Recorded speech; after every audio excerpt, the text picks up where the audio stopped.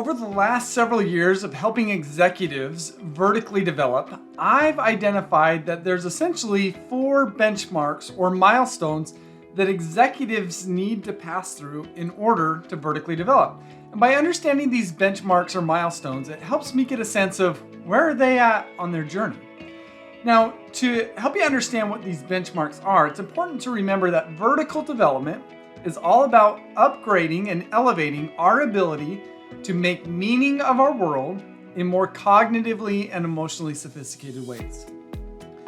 When we understand this definition, we understand that the best way to help leaders vertically develop is to focus on improving their meaning makers so that they can make meaning in more cognitively and emotionally sophisticated ways.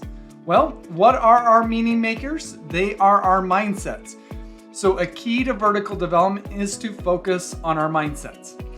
Now that we understand that, now we could jump into identifying what are the benchmarks of this vertical development journey for a leader. And you could even introspect for yourself. Where do you fall in along these benchmarks?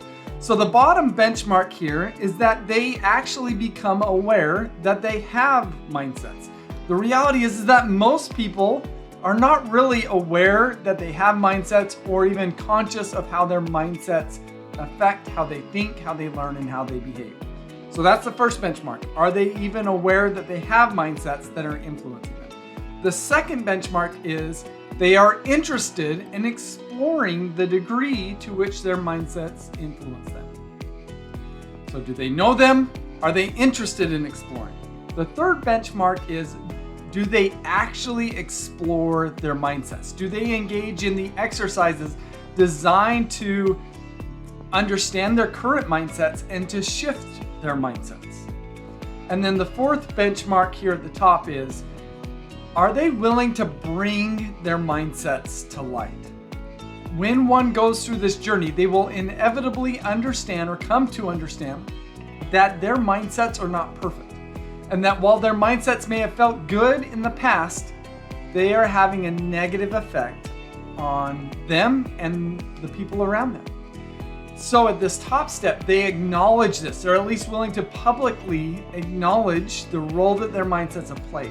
When we bring this acknowledgement to life, this is a huge step in us overcoming our more negative mindsets and adopting more permanently the more positive or more cognitively and emotionally sophisticated mindsets. So these are the 4 benchmarks. Where are you at? Do you understand that you have mindsets and that they're influencing you? Are you interested in exploring these? Do you actually go about exploring them? And are you willing to bring these to life?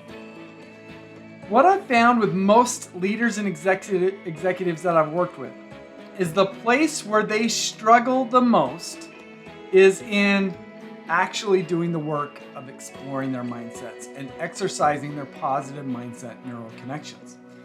I don't know why exactly, but one of my hypotheses, or I think at least one explanation for this, is exploring our mindsets can be scary because we're likely to uncover something about ourselves that we don't necessarily love.